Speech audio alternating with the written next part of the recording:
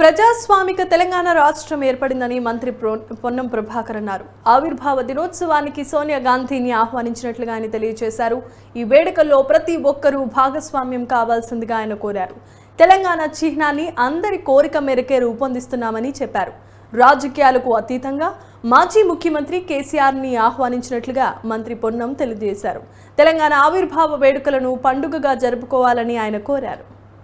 తెలంగాణ ప్రజల ఆకాంక్షలకు అనుగుణంగా తెలంగాణ రాష్ట్రం ఏర్పాటు 10 సంవత్సరాలు అవుతున్నప్పటికీ ప్రజాస్వామికంగా ప్రజలు కోరుకున్న తెలంగాణ వచ్చి జూన్ 2 ఆవిర్భావ దినోత్సవం జరుపుకుంటున్న ఈ సందర్భంగా తెలంగాణ కోసం ఉద్యమించినటువంటి ప్రతి పౌరుడు, అది కుల సంఘాల జేఏసీ కావచ్చు, లేదా తెలంగాణ మొత్తం సమాజం, ఆర్టీసీ, సింగరేణి, జర్నలిస్టులు, ఎన్జిఓలు, రిటైర్డ్ ఉద్యోగులు, ఇట్లా ఒక్కరని కాదు, మొత్తంగా కళాకారులతో సహా ప్రతి ఒక్కరు, విద్యార్థులు, విద్యార్థి నాయకులు, కొంతమంది అయితే తెలంగాణ ఆకాంక్షలను అందరూ సీరియస్గా నిర్ణయించాల్సిన వాళ్ళంతా గమనించాలని ప్రాణాలు అర్పించినటువంటి సాధించుకున్న తెలంగాణకు సంబంధించి 10 సంవత్సరాలు మరొక నియంతృత్వ వేదికగా మారినటువంటి పరిస్థితుల్లో మార్పు కోరుకొని ప్రజలు ఇలా తెలంగాణ రాష్ట్రాన్ని, ప్రజాస్వామిక తెలంగాణను, ప్రజల పాలన తెలంగాణను తెచ్చుకున్నటువంటి సందర్భంలో జరిగే వేడుకలు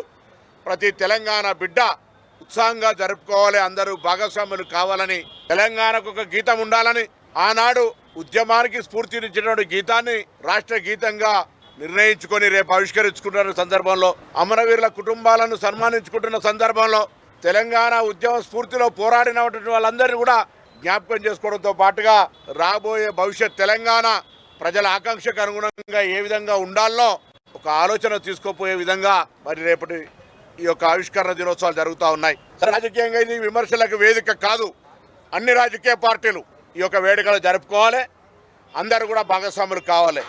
కానీ వాస్తవం ఎవరు కూడా మర్చిపోయేటువంటి అంశం కాదు.